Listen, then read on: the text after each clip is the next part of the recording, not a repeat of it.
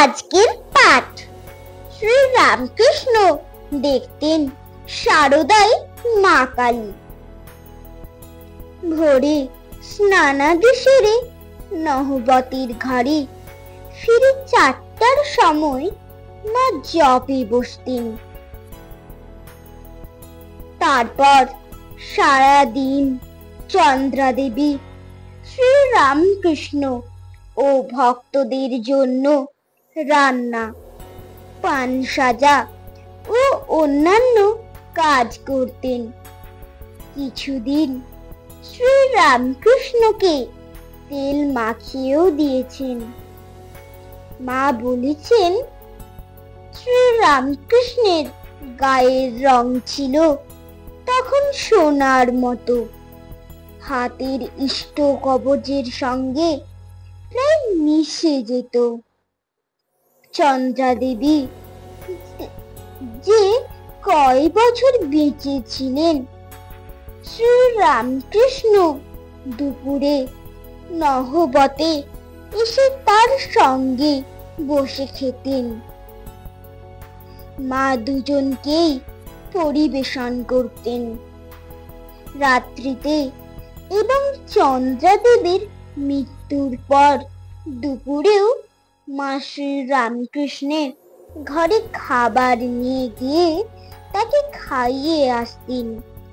এত কাজ সব কিন্তু করতেন সবার চোখের আড়াল থেকে, তাকে কেউ দেখতে পেত না। কালীবাড়ির খাজাঞ্চি বলেছিলেন, তিনি আছেন শুনেছি, কিন্তু কখনো দেখিনি।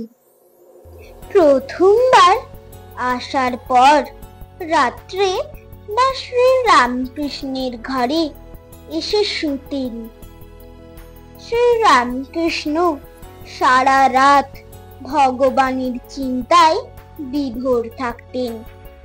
একটানা 8 মাস একই ঘরে রাত্রিবাস করলেও দুজনেরই মন সর্বদাই পবিত্রভাবে ধরে থাকত, ভুলেও অন্য ভাব জাগত না।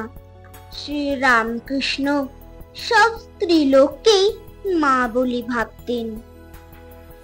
চন্দ্রা দেবীর ভেতর তো সারদা দেবীর ভেতর তো সর্বক্ষণ মা কালীকে দেখতে পেতেন। কাজেই অন্য ভাব জাগবে কি করে? একদিন রাত্রে শ্রী রামকৃষ্ণের পদসেবা করতে করতে শ্রী শ্রীমা তাকে জিজ্ঞেস করেন, আমাকে তোমার কি বলে মনে হয়? শ্রী রামকৃষ্ণ তৎক্ষণাৎ বলেন, যে মা কালী মন্দিরে আছেন তিনি আরেক রূপে আমার জননী চন্দ্রা দেবী হয়ে এখন নহবতে বাস করছেন। তিনি এখন আমার পদ সেবা করছেন। সত্যি সত্যি তোমাকে সর্বক্ষণ মা কালী বলে দেখতে পাই। কি বলিয়া ভাবো মোরে মা সুধান ঠাকুরের কাছে। ঠাকুর বলেন তারে, মন্দিরেতে যে মা কালী আছে তিনি জননী মোর, সেবা মোর তিনি এখন করিছেন। কালী বলি সত্য তোমা দেখি সর্বক্ষণ।